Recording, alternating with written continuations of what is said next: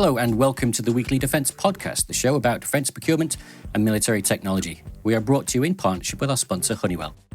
I'm your host Richard Thomas, Senior Editor Naval, and on the show this week, we talk to Elbit Systems UK for a catch-up on programmes to fulfil potential unmanned anti-submarine warfare capabilities for the Royal Navy, and we hear the second part of our focus on the capability gaps facing the Special Forces community.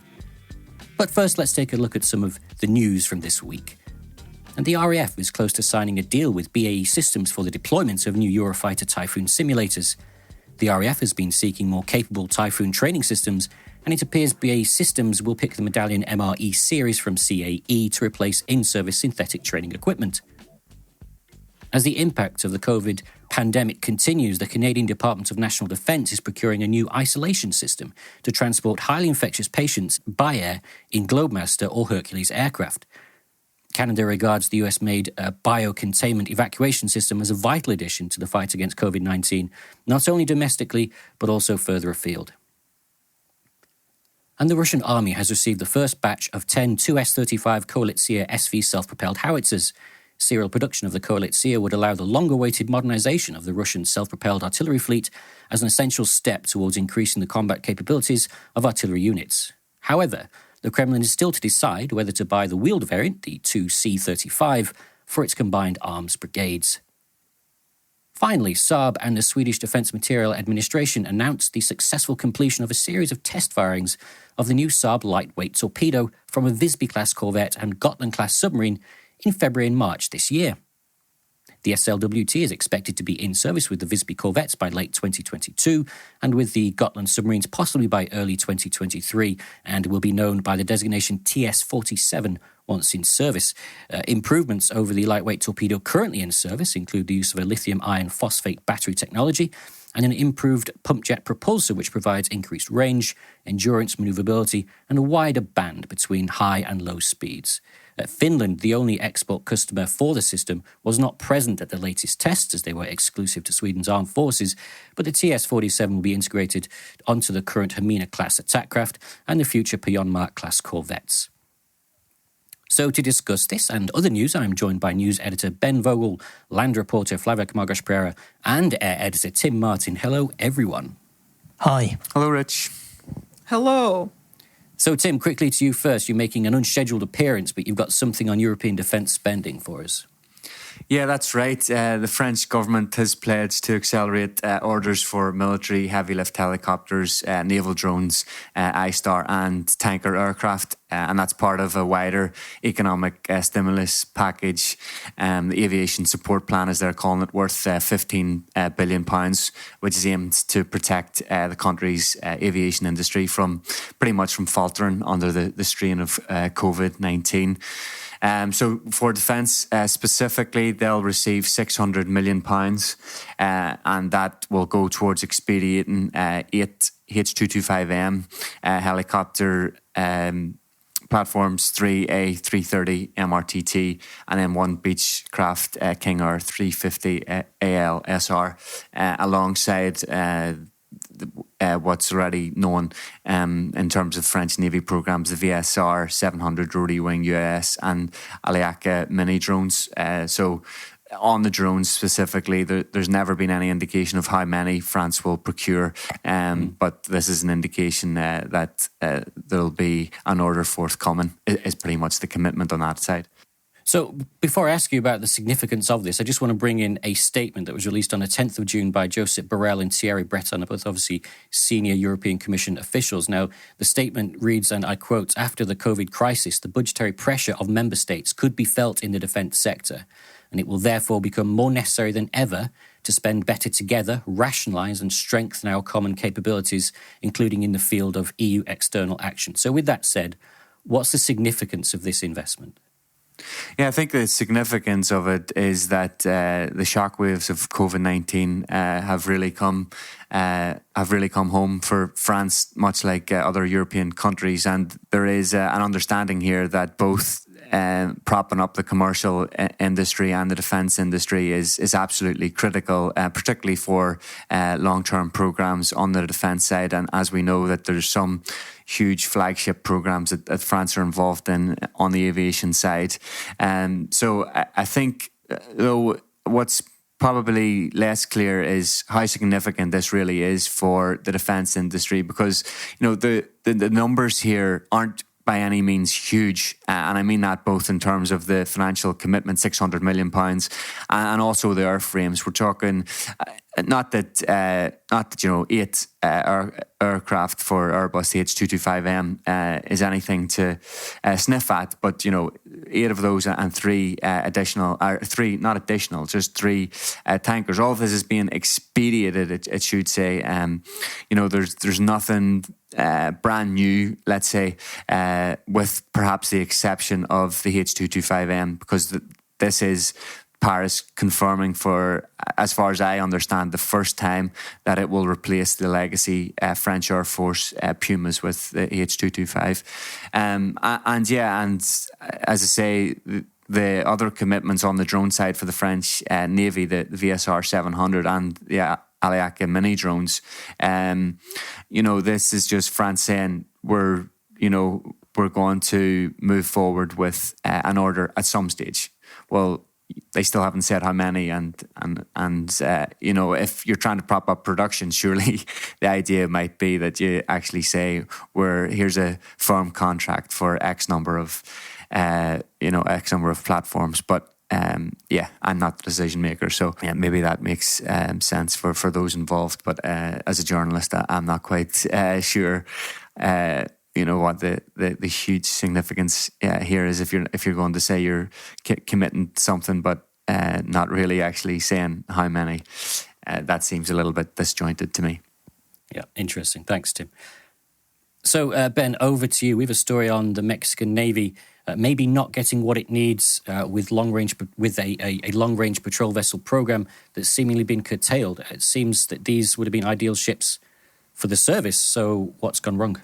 Yes, it's not often that we talk about Mexico on the podcast, so it makes a bit of a change. It's highly unlikely in the foreseeable future that Mexico is going to be able to add to its single long-range oceanic patrol vessel called Benito Juarez, which was built by Damen and a Mexican shipyard called Astimar 20.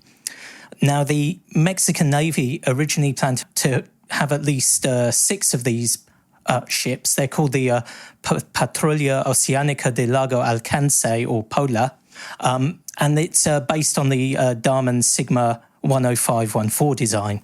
Yeah. In marked contrast to the rest of the Mexican fleet, which is primarily focused on protecting the country's large exclusive economic zone. It's about 3 million square kilometres, I think. The polar vessels would have given Mexico a blue water naval capability. Now, at least 5 of these vessels were scheduled to have been operational by 2024, and there's still time for that to happen, potentially. And it would have given a big boost for the Mexican shipbuilding industry and a big shot in the arm for the Mexican Navy. However, no further contracts have been announced, and it looks like Mexico's blue water ambitions will remain unfulfilled for the time being. So what about factors as to why this has happened? Indeed, yeah. I think there are 2 factors at play here that mean Benito Juarez is likely to remain the only polar vessel in service with the Mexican Navy for a while. One of them, of course, is common to most countries throughout the world, and that's the deep impact of COVID-19 on government finances and spending priorities. But the other factor is the pre-existing reluctance of the Obrador administration to spend money on defence equipment. And this, in fact, was evident even before the first polar vessel was launched. In mid-2018, soon after Obrador won the presidential election, and before he was even sworn in, he announced that he would scrap a $1.36 billion order for Seahawk helicopters. Okay, I want to bring Flavia in to talk about Obrador a little bit more. But firstly, I just think it's remarkable that this program has been cut short. The Mexican Navy operates old US Navy Knox-class frigates. They were built in 1960s and 70s, so they're crying out for these capable platforms. I don't think that that the provision of these platforms would have provided the Mexican Navy with a blue water capability, because they are just offshore patrol vessels. But, without naval renewal, you you run the risk, I should say, of falling victim to the fate of navies such as Argentina, which is obviously having to build a seagoing force from the keel up all over again. It's just extraordinary. Flavia, perhaps you could give us some insight as to the politics behind this story. What's the relationship between this president and the armed forces? Yeah, I think we need to return in the time to speak about his campaign. His proposal at the time in 2018 included investments in public universities, increasing financial support for students, doubling the pensions and salaries, and also ending the war on drugs. At the time, he strongly criticized the previous presidents because they have used the armed forces to perform public security tasks. And López Obrador said many times that it has increased the violence in the country. And he promised at the time that he would get the military off the streets in Mexico. So after he became president, he created the National Guards to provide public security, although it didn't work as he expected, and the violence in the country continued growing.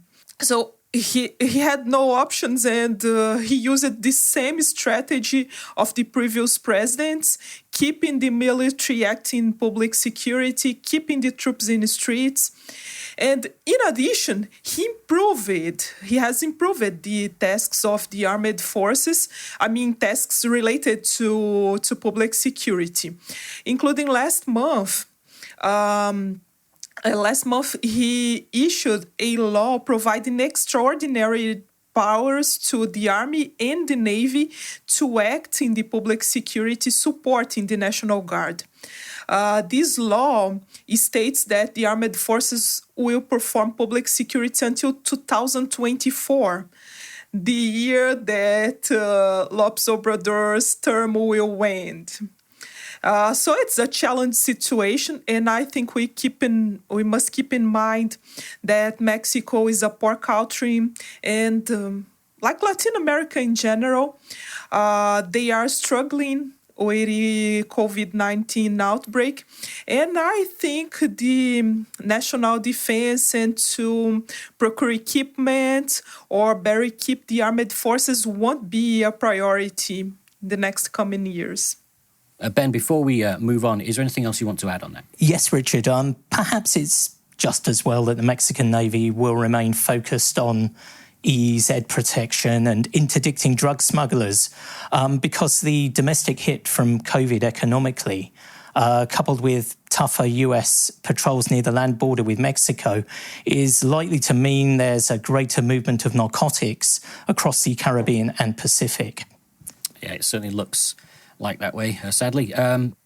Back on dry land, Flavia, we've got some news from Portugal. The Portuguese army is expecting a delivery of new pistols, so tell us more. Yeah, the Portuguese army continues its efforts to improve the lethality of its troops and has announced the delivery of new Glock 17 pistols. These 9mm handguns were delivered this month to the 2nd Lancers Regiment. And the army also handed over the Glock 17 to the Intervention Brigade in April. This weapon, it will replace the Walter P38 pistol that's in service with the Portuguese Armed Forces since the 60s. And this new pistol is actually the Glock 17 Gen 5, the 5th generation of the original Glock 17. It provides a new frame design, increased accuracy, and more versatility. These pistols were procured under the Soldier Combat System program that aims to upgrade the combat equipment of the Portuguese troops. Okay, so we've got handguns delivered to the troops. Are there any other procurements being made under this program? Yeah, this program, it comprises improvements in lethality, survivability, and command and control domains. And under this program, the Portuguese Army has already acquired assault rifles, grenade launchers, and machine guns in 2019. These weapons will be handed over until 2022 to the Portuguese Army. And since this program began, the Army has spent $48 million in the procurement of weapons. In addition, for the future, the Army intends to acquire new uniforms and backpacks, ballistic vests and helmets for its troops, as well as C4I individual equipment. Excellent. Thanks so much, Flavia. Ben and Tim as well, thanks both. Coming up next, I chat to the CEO at Elbit Systems UK about the company's involvement in UK ambitions for future unmanned anti-submarine warfare capabilities.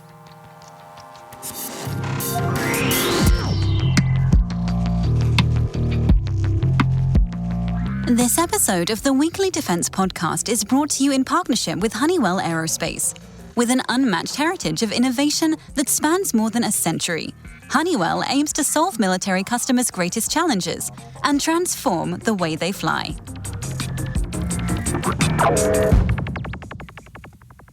Continuing our look into the range of programmes that the UK and others might be looking at to fulfil any future unmanned anti-submarine warfare capability, we're joined by Martin Fawcett, CEO at Elbit Systems UK, a company which in 2019 completed an unmanned ASW trial under DSTL's Progeny framework. Martin, thanks for joining us on the Weekly Defence Podcast. Well, great to be here and to talk to you on this subject.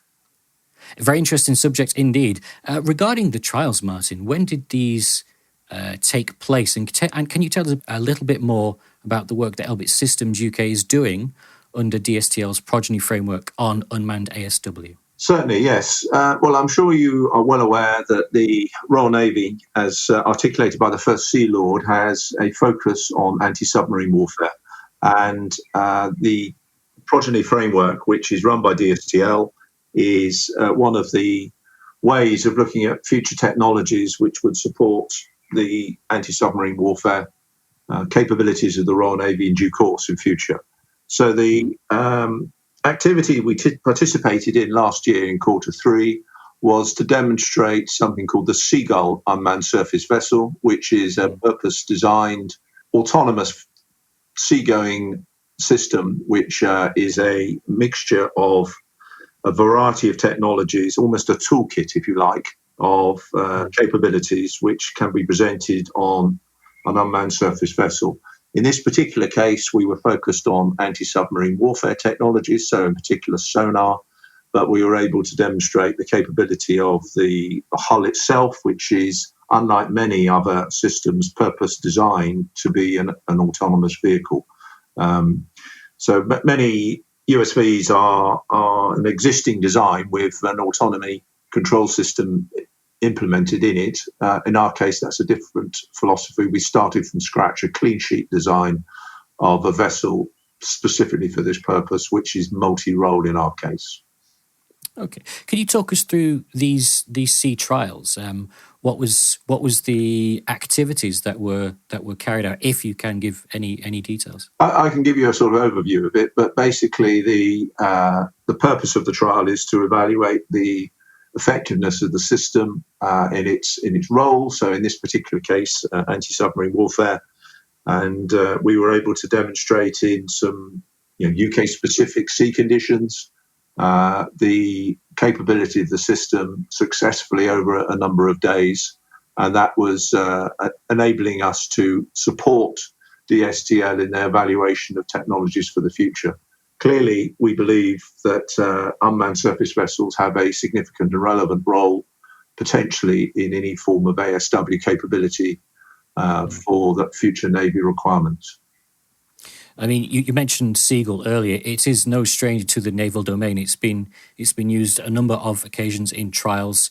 Why did Elbit Systems opt for that platform? You might have touched on it a little bit before.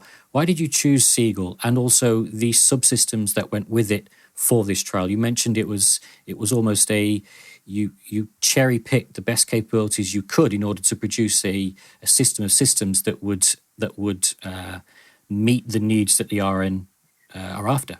Yes, so the Seagull platform is designed by Elbit. It's a toolkit, as I said before, of capabilities for a variety of multi-role applications. So the obvious alternative uses for unmanned surface vessels are things like mine countermeasures. So it's fully capable to do those roles, as well as with very quick retrofit and reconfiguration, such roles as anti-submarine warfare. So in this particular case, we had a dipping sonar. We're also about to do a trial very shortly of a towed array on this particular vehicle. So we're continuing to evolve and develop the capabilities for this particular unmanned surface vessel in a number of roles. It's a system that's in use in a number of navies and has been trialled by a number of navies, and we continue to build on its capability and adapt it for future requirements. Yeah. Where do you think the future of, this is the big question, is it? Where is the future of ASW? Is it going to sit predominantly with a manned platform? Will manned platforms be replaced by unmanned platforms? Or, as I think is possibly a bit more likely, will you see some sort of manned-unmanned teaming, the so-called MUM-T cooperation? Well, we believe that there's a mixture, as you said at the end, likely to be the most convincing permutation. So in some roles and in some contexts, an unmanned system is required. The obvious requirement for persistence and long time on station would be obviously criteria there. Also, it could well be the case that there are alternative scenarios where, frankly, you just have to have a manned system. So I think a blend of both is likely to be the way forward. And we clearly are leaders in the unmanned technology. We have a track record of having had unmanned air vehicles for several decades. So the control and command of these sorts of platforms is a very deep capability of ours. We have much experience in this.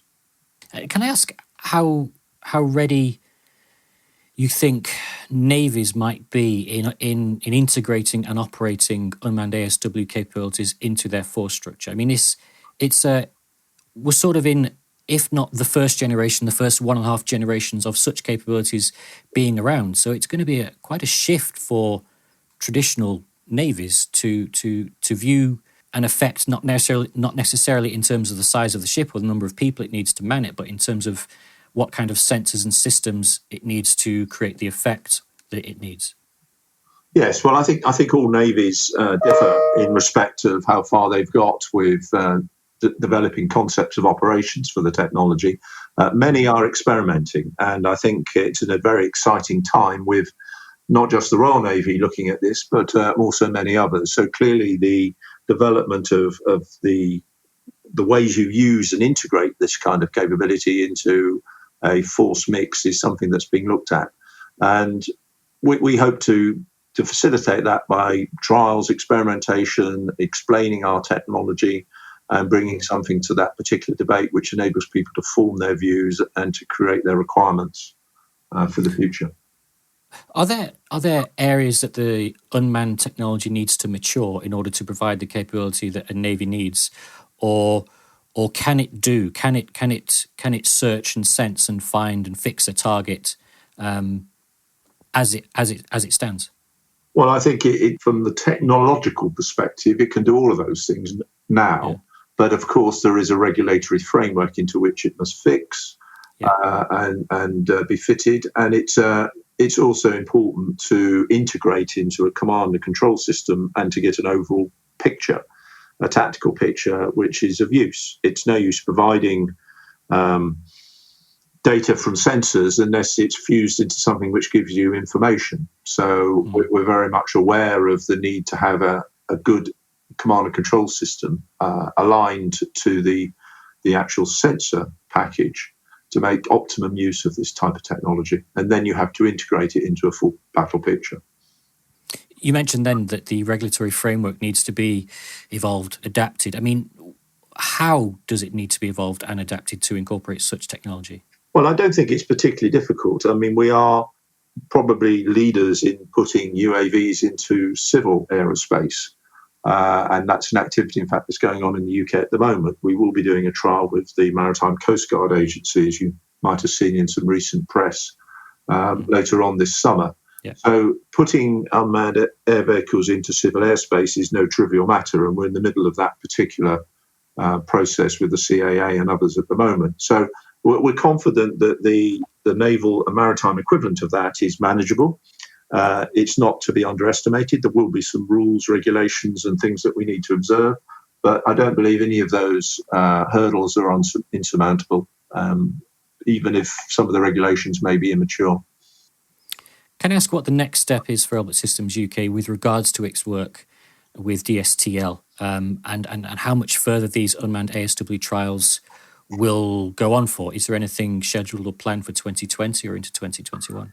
Yes, I think like everything, we are, of course, affected by the current coronavirus situation, so some dates may move. But we plan to do further trials and to demonstrate further capabilities on this platform. I've talked about towed arrays, and that is the next step for us. So we have a system which is capable of fitting on a hull of this size, which will provide a very capable towed array active passive sonar system. And that would be part of our work going forward. What is there? Can you provide a touch more detail on the overall timeline for this program? Is it running for the next 1 year, 2 year, or 3 years? It's certainly within the next 12 months. Okay, and just regarding Seagull, obviously it's a very capable platform, as you said. Is it at its most mature state now? Can you see its capabilities needing to be enhanced to meet future requirements, current and future requirements? Or, as I said, as it stands, is the Seagull mature enough to complete the mission? I think it is. I think we will continue to develop it. We have a philosophy of spiral development, so we're never standing still. We're constantly adding and developing the effectiveness and the capability of the systems on a platform like this. And it is, as I said, a toolkit where you can deploy it for a variety of missions. So already it's demonstrated mine countermeasures, ASW, some EW missions, and also some interception activities. So it's a very flexible capability which we'll continue to invest and enhance. And just finally, Martin, regarding the work that you have done with the MOD and DSTL, what sort of interactions and sort of conversations are Elbit Systems personnel having with officials from the MOD? Is there sort of not a training pipeline, but an effort by Elbit to help create understanding for the MOD, for the Royal Navy, in how better they can apply this kind of capability, that maybe you have concepts of operations or ideas or theories in how they can be utilised that they haven't thought of yet? Well, I'm sure the Royal Navy are very good at developing their tactics and strategy without us, but we're hoping to make a contribution to that debate by bringing experience not just from our own company, but also from our many customers that is relevant and capable of being released and discussed. So I think, as you said earlier, we're at the early stages of this type of capability being used in navies, and therefore many are learning and experimenting and finding their way, and how to exploit such technologies is a developing science. We have a lot to bring to this from our unmanned air vehicle experience, where the ability to fuse information and take decisions through a command and control system is something we're very familiar with, and a lot of that is relevant across into the naval domain. Interesting. Martin Fawcett, CEO of Elbit Systems UK, thank you very much for joining us. Much appreciated. Pleasure. Thank you.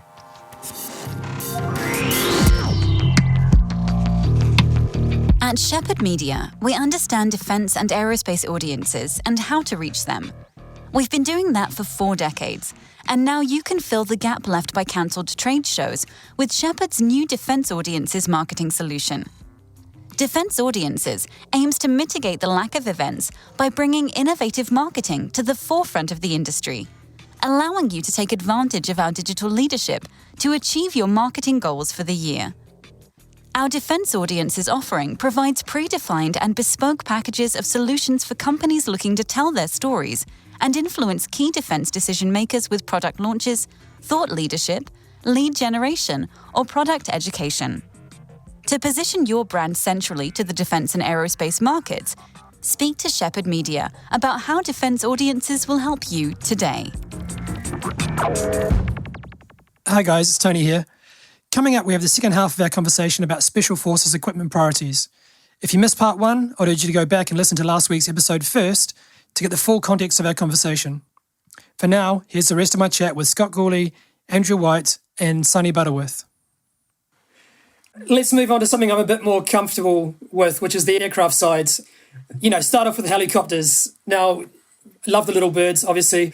160th and all the other kind of Special Forces aviators out there deserve a big shout out. I think, Andrew, you sort of covered the rotary wing side a little bit. Any developments that you can kind of share in terms of how they're kind of viewing the helicopter front? Yeah, so it was a very interesting briefing from PEO Rotary Wing. And they very much took a step back to look forward and consider their future mix of platforms, in the next 10 to 20 years. And obviously critical to that is how the Future Vertical Lift program being run by the US Army progresses. So very much everything is open on the table. And they'll draft their requirements and execute that accordingly. But one of the options is what they call the Future Little Bird, which was not a concept I'd come across any time before. Essentially, they have Block 2 and Block 3 upgrades to the MH6 light attack aircraft coming up.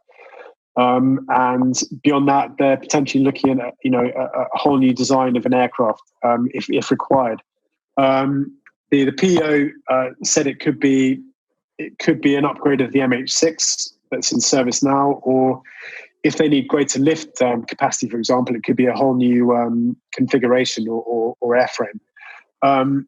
They also, they mentioned the Future Vertical Lift aircraft moving forward, and they're certainly prepared to accept those into service if they meet operational requirements. So, we're talking about the Future Attack and Reconnaissance aircraft and the Future Long Range Assault aircraft. And similarly to the MH6, that could have implications for the fleet of MH60Ms, which are obviously in service and doing a thoroughly good job at the moment. So very much PO Rotary Wing are looking holistically at their inventory of products, and they'll make a decision in good time as to how they want to proceed. But yeah, very interesting stuff. That is interesting. If you look at Future Vertical Lift, obviously it's a wide-ranging effort, replacing thousands of Black Hawks and Apaches, looking to introduce a new Scout helicopter. There's going to be some compromises along the way which might not suit the Special Forces requirements necessarily. But then you look at the amount of activity within industry to sort of pursue those bigger production contracts. There's going to be a lot that SOCOM can cherry pick potentially. Yeah, and you look at the FARA aircraft, they've got Special Forces written all over them, some of them. So so SOCOM's very, sorry to cut in, Tony, but SOCOM's very open-minded about how they're going to move forward with this. So it'll be exciting to see what happens. Yeah, indeed, and then exciting the Future Vertical Lift initiative, in and of itself. So, what about the UAS side, Scott? There was a story that you wrote about them, SOCOM looking at a potential new UAS system, a new unmanned aircraft, maybe based on a commercial platform.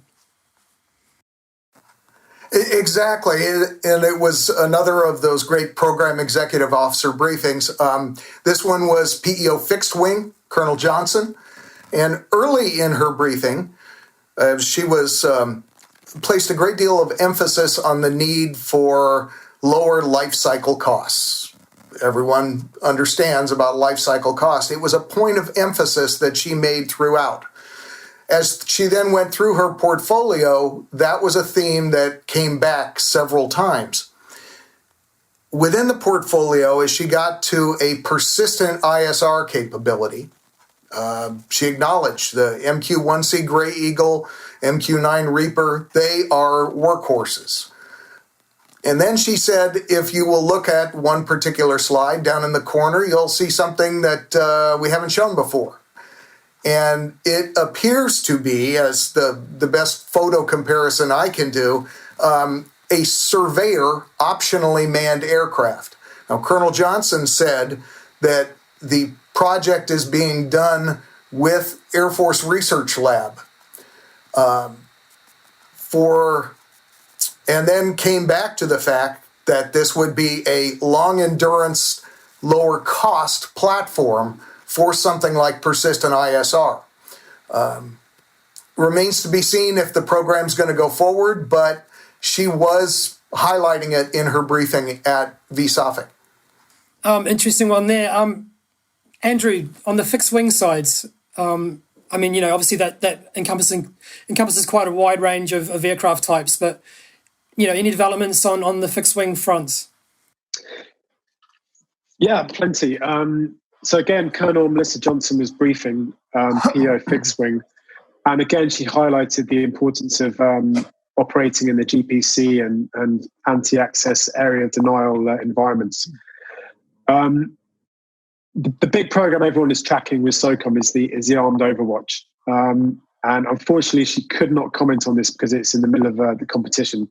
But there were some interesting questions from the floor regarding whether SOCOM would consider an unmanned platform to fulfill that requirement. And it seems like they're open to that solution if that's the avenue they decided to pursue. Beyond that, also talking about 60 kilowatt high energy lasers for the AFSOC C-130 fleet. They're on track for a demo at the end of financial year 2022, the Colonel was saying, which was interesting.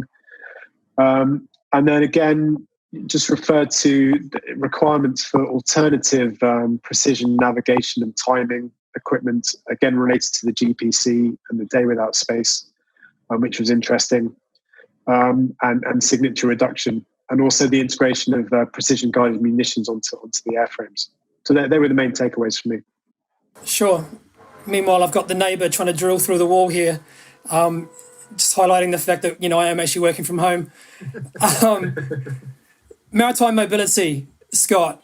SOCOM, Naval Special Warfare Commands, they're always looking to get their the underwater mobility capabilities enhanced. Anything you can kind of share on that front? Exactly. There's a lot of activity going on there. PEO Maritime, Captain Kate Dolliff and her team gave, as always, tremendous briefings. In terms of specific program milestones, there's some real interesting ones underway right now. The new wet boat design, sealed delivery vehicle, the Mark 11, is coming into the fleet to replace the aging Mark 8 Mod 1 craft that are out there. The Mark 11's made by Teledyne Brown Engineering out of Huntsville, Alabama. It's slightly larger than the current Mark 8. I think it's a foot longer, 6 inches in diameter bigger, but most significantly are the capabilities it brings. Again, things like data networks, precision navigation, that sort of thing, for delivering SEALs underwater from something like a dry deck shelter, and Naval Special Warfare has 6 of those, to an objective and bringing them back. The first 2 Mark 11s are already in Hawaii with the SEAL delivery vehicle team there. Boats 3 and 4 were delivered to the Navy in March and April, are currently in tests, and then will be going to Hawaii. Boat 5 should be delivered in June of this year. And the big event this summer will be the first launch and recovery from a Navy submarine for the Mark 11. So that was something that Captain Dolliff highlighted. In terms of dry craft, the dry combat submersible, there are 3 boats in the so-called Block 1 program. Prime contractors Lockheed Martin, Rotary and Mission Systems, Submergence Group, and M-Subs Limited are big subs in this one. Boat 1 is currently in testing in Palm Beach, Florida. As soon as that testing is completed, it will be delivered to SEAL Delivery Vehicle Team 2 in Little Creek, Virginia. Now, what needs to be clarified about the Block 1 program is the Block 1 boats, the 3 boats in Block 1, will not be submarine launched. They will be launched from surface craft of some kind. There is a Block 2 program looking out that they are exploring how a dry combat submersible could be submarine launched. Whether it would be deck attached, whether it would be towed, those kinds of discussions and explorations are underway now. Meanwhile, these Block 1 boats, at least the first one, will be given over to that team at Little Creek. So great milestones, parallel programs. They're doing a lot with their combat divers right now and providing navigation systems, that sort of thing. There's a dry deck shelter upgrade program they're working. So a lot going on in underwater mobility. Parallel to that, there's a lot going on in naval surface mobility as well. So just a lot of good stuff going on. Now, we promised the viewers that we'd save the best for last and get onto the digital apps. Andrew, I guess you're the former editor of Digital Battlespace magazine back in the day. AI, machine learning, next generation communications. Obviously, the connectivity part is really important. How do you share information? Increasingly important. But then also, how do you disseminate and make sense of all that data? I guess we mentioned the stand up of the PEO that covers digital applications. Where is all that going? What have you got to share with us? So this, huge area for SOCOM moving forward, and this was touched on by the Commanding General on day one, who said he had, quote, a real focus on this subject. As you said earlier, SOCOM is standing up a PEO dedicated to this. Colonel Paul Weiser was the representative who's taking control of the PEO. He was a little bit downtrodden because he was due to take PEO rotary wing. He's an aviator, but he was, I think, promoted to soft digital applications. So it's due to stand up 1st of June, and the focus is on software products and supporting the other PEOs who pretty much across the board mentioned demand for machine learning and AI. Essentially, they want to create the PEO to be a one-stop shop for SOCOM and a centre of excellence. And so with that in mind, they're going to bring in multiple existing programs from various other PEOs. These include D6 SOF, the Tactical Assault Kit Core, Mission Command, and SOF Mission Planning Environment, amongst others. So they'll all come under one umbrella with the PEO. And then they're going to look further. They're going to work with SOFWorks. They're going to work with the Chief Data Officer at SOCOM. And also, interestingly, General Clark mentioned that he visited Stanford and Harvard universities ahead of SOFIC, as well as MIT and the US Naval Postgraduate School, to try and generate ties with these, tech hubs for SOCOM to soak up some of that expertise. He also mentioned, quite interestingly, that SOCOM wants to start an internship program on a trial basis where they'll potentially bring in students from these various organizations and further afield, I imagine, to give back some kind of tech insertion into the command, which they can further rely on. Rear Admiral Colin Green, the boss of Naval Special Warfare Command, he even mentioned it in his component commander brief that he had an operator downrange who was a lieutenant working for a very prestigious company dealing in AI, which I think was Amazon. It just shows, the change of emphasis that the command is looking at. The General also, General Clark, interestingly said, the day of the soft operator being the most important person in the team might be gone. Now it may be a small unit team of operators required to insert the most important person, who is a cyber warrior, for example, into an area of interest so they can execute their mission and then extract safely. So it's a huge area of emphasis for SOCOM, and it'd be fascinating to see how they progress with it. Mm-hmm. And anything on the communication side, all that talk about how to operate in contested environments when your comms might be disrupted, degraded. I guess operations have and the counterinsurgency nature of them meant that hasn't really been an issue. Apart from, I guess, obviously the physical kind of limitations of some of the remote sort of areas of operations. But is that a strong area of focus? Yeah, huge. Without that connectivity, nothing happens. No operation can take place without that connectivity. From what I'm hearing from sources is that even the VEOs in Mali, for example, their technological expertise is rapidly increasing. They're on an upward spiral where they could have a near peer capability quite soon. So it applies to both the CVEO and the GPC. So with that in mind, PEO C4 Deb Woods gave an excellent presentation on the direction her team is heading. Highlights were the L3 Harris Technologies AMPRC 163, the handheld next generation software-defined radio. It continues to be rolled out across the command. They're also continuing development of the 167, which is the next generation man pack. The current situation with COVID-19 has pushed that to the right, so they're looking at operational assessment beginning in the late summer.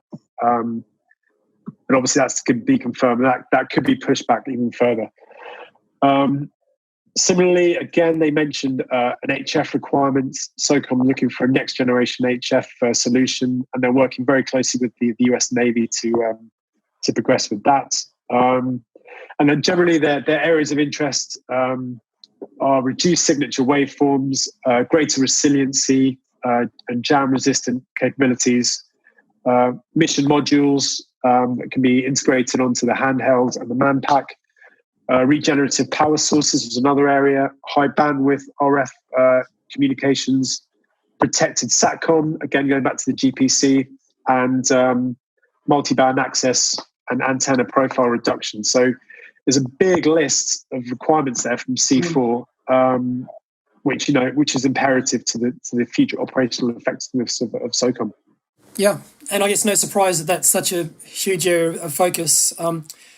Gents, we're running out of time. I do want to give you the chance to sort of wrap up with some concluding comments. We just wanted to give a shout out to our friends at the Global Soft Foundation. Possibly the next time the community gets together in person could well be the Global Soft Symposium in Europe, which is in Warsaw from the 5th to the 7th of October this year. A chance for the community to sort of gather in person. They put on an educational networking program. They've got speakers from across the Special Forces world, and they do also welcome a wide variety of industry exhibitors.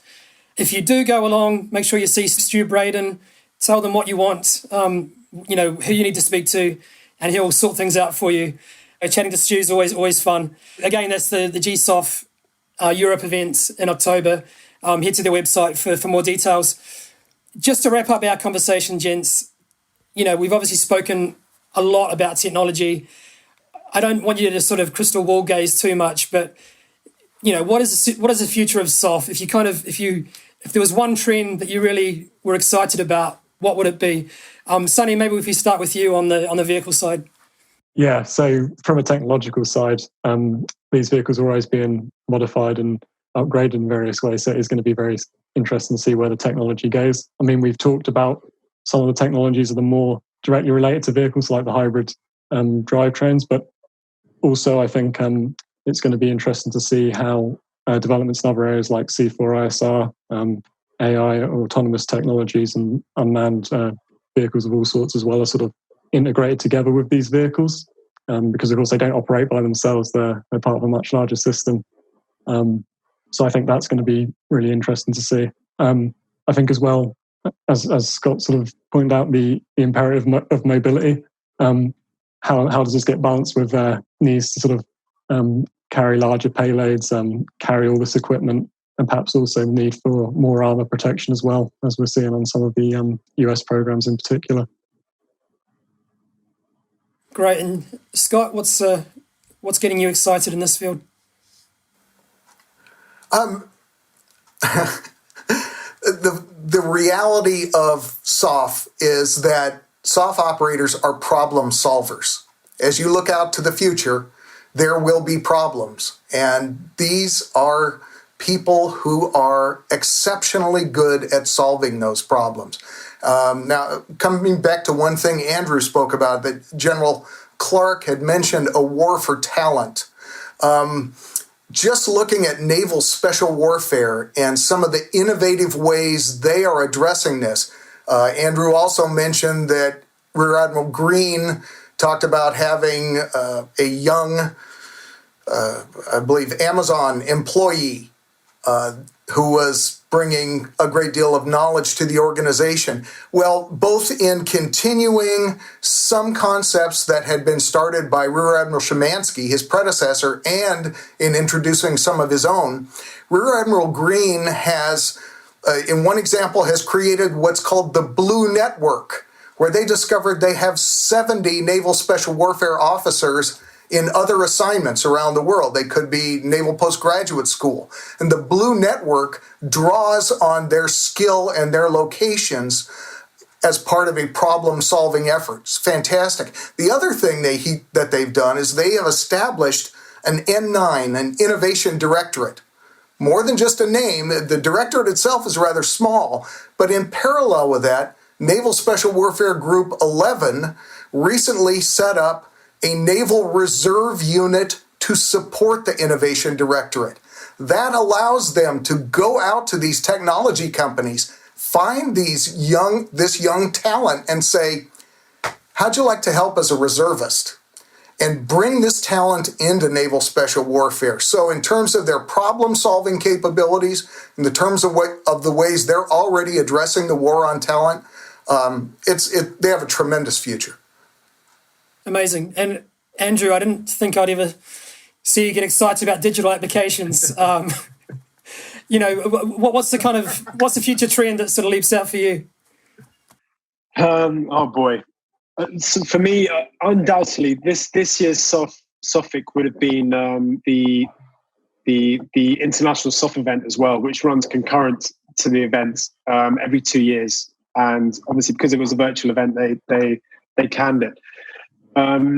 This is where you get SOF leadership from all over the world. Every continent comes to SOCOM, and there's huge, Chinese Parliament of ideas, and it's fascinating to see from the outside. And they also have that incredible demo.